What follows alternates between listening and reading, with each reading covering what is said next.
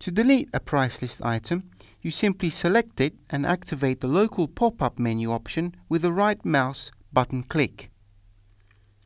Here we can select the Delete Price List Item option, or as indicated to the right, use the keyboard shortcut combination Ctrl plus Delete and then of course confirm. From the local pop-up menu again, you can also duplicate the selected item, edit or link an image to an item. For example, let's say we want to associate an image or maybe even a drawing to a price list item. We can select it and from the local menu option select Image Manager, and from the menu select the Insert Image Object function. You now simply select the file and confirm the various dialogues which allow us to associate it to the item. The Price Variations function allows through various operators to calculate the price of an item using one of the 5 price fields which are available for each item. This can be done for all items displayed in the price list editor or only for those which are selected. So we simply select the type of operation, the reference start and final resulting price, and confirm to perform the calculation.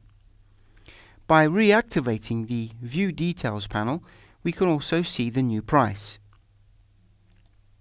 In the View Options toolbox, you can change the reference price to be used by selecting, in this case, Price 2. With this simple change, you can also see that the view is dynamically updated.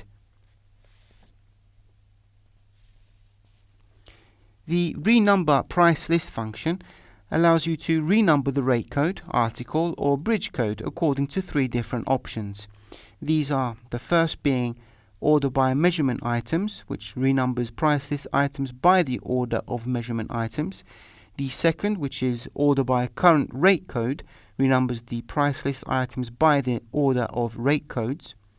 And the third, which is Order by Selected Block of Price List Items, which in turn renumbers the items by the order in which the block of items was selected.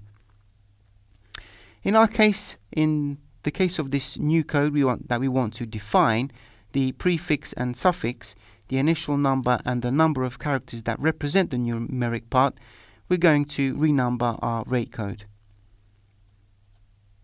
According to the choices made, you can also see a preview of the new rate code structure. By confirming the dialog, all items are instantly renumbered.